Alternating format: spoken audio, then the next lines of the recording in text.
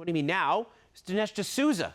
If you remember, Dinesh is behind 2,000 Mules, which was an amazing film that examined ballot trafficking allegations and ballot harvesting networks and vulnerabilities in our election administration across multiple states. Remember, with the geosynchronization and everything, and he uncovered some really interesting things. Then he spent years investigating voter verification, election security, and systemic weaknesses in the American voting system. Dinesh, thank you so much for being here. We are heading towards, I say it again, the most important election probably of our time. Are you feeling any more confident that this election might be more secure than elections past? Well, I think there has been some progress since 2020, but a lot remains unresolved. Even you mentioned 2,000 Mules. It'd be very easy for the DOJ to open up a detailed investigation of the mules to see if they can give some plausible explanation for why they were doing what they were doing in the weeks and days leading up to the 2020 election and also the recount in Georgia. But no such investigation has taken place. Now, I do agree that voter rolls are very often the kind of starting point of voter fraud, because when you corrupt the voter rolls, you're corrupting the original databases by which you could detect the fraud. I also think, obviously, that voter ID is kind of a no-brainer, because if you can't show or prove who you are, that means you can't show that you're eligible to vote. And our democratic system is not simply one of counting heads. It is a system of counting eligible citizens. So you have to have some mechanism to establish the fact that A, you're a citizen, and B, you're eligible to vote. You can be a citizen who's 7 years old and you obviously can't vote. So you have to meet the eligibility requirements. So I think the FACE Act is a step in the right direction. I agree the Senate shouldn't drag its feet. This is actually critically important. If they have to nuke the filibuster, go ahead and do it. Get this to the president so that he can sign it.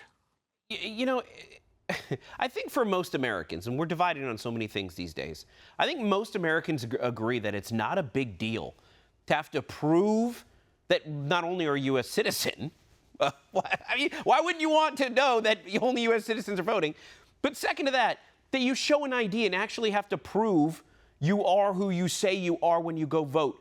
Why in the world would anybody be opposed? I know what the Democrats say. Democrats say, oh, it's racist to require people to produce an ID. People in minority communities, they don't even have IDs, which is just nonsense. Everybody shows an ID to do just about everything. And there's been multiple documentaries where people go into communities and say, hey, do you have an ID? They're like, of course. So we know that's not true. So why in the world do you think, I think I know, I think America knows, but Dinesh, why do you think Democrats are so opposed to having people show an ID and at least prove they are who they say they are and have a right to vote? Well, because the Democrats rely on these fraud schemes, fraudulent election schemes. They have other fraud schemes, but this is an important one for them to get them to power. Now, whenever you have a fraud scheme, you can't admit to it. You have to come up with some other reason. So let's say, for example, you have a group that's doing check fraud, and they issue a statement saying why it's a really bad idea for bank tellers to, when they get checks, to compare your signature to the one that's on file. Now, they might give some reason, like bank tellers are not properly, trained to be able to do this. They could make mistakes and so on. But of course, the real reason is that you want the fraud to go through. If there's no verification of the checks, people can basically write a scribble on the check and send it in, and the check is going to get cashed. So for the same reason, Democrats, they come up with highfalutin excuses, like, we found a black guy in Alabama. He doesn't know how to really write his name. He hasn't had an ID in 15 years. All of this is a kind of hoopla.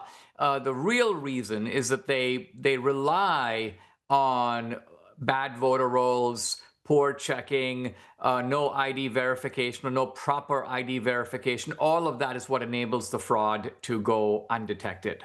Dinesh, thank you so much for being here. I encourage everybody to go check out your newest excellent movie, The Dragon's Prophecy. You can find it on Apple iTunes. And also, I'm excited for your new show coming up in about a month. It's a weekly show, The Dinesh Show. It's very exciting, and I can't wait to watch that as well. Dinesh, thank you so much for being here, my friend. My pleasure. Some of the left-wing media are freaking out over this new contract between us at OANN and YouTube TV. It's dangerous that One American News is being platformed on such a large digital streaming pay TV provider. You're freaking out about the fact that people have choice. You know, like people can't be allowed to hear what they have to say. OAN is not the only channel on YouTube TV. There's like dozens of them. So if you don't like what's being said here, we hope you stay, but there's many other things going on in the world. This is how the left operates, Alicia. They operate in censorship. They don't believe in choice and letting people do their own homework. This is the way the authoritarian left works. They don't believe in choice because they don't like the fact that we don't live in the 1960s anymore with 3 networks and your local newspaper. We have to respect freedom of the press, the First Amendment, free speech. Remember that. I want to begin tonight by welcoming and thanking all of our new viewers on YouTube TV. Overnight, One American News welcomed a potential 9.4 million new viewers on YouTube TV. So on behalf of everyone here at OAN, welcome to One American News. We are incredibly excited to have you. This will allow all YouTube TV subscribers to enjoy 16 hours of live news coverage every single day, as well as all of AWE's lifestyle, travel, and family programming, and it will be available in YouTube TV's baseline package. Now, the Vice President and Global Head of Media at YouTube, Justin Connolly, said this about it. Our goal has always been to provide our subscribers with a wide range of content, which is why we're excited to bring One American News to YouTube TV. This partnership gives One American News access to our growing audience, while also giving our subscribers even more choice when it comes to news and entertainment. And we here at The Real Story are extremely grateful for the opportunity to now reach a wider audience. And we're also grateful for the time you give us each and every single day. And we're excited for the future at this amazing network.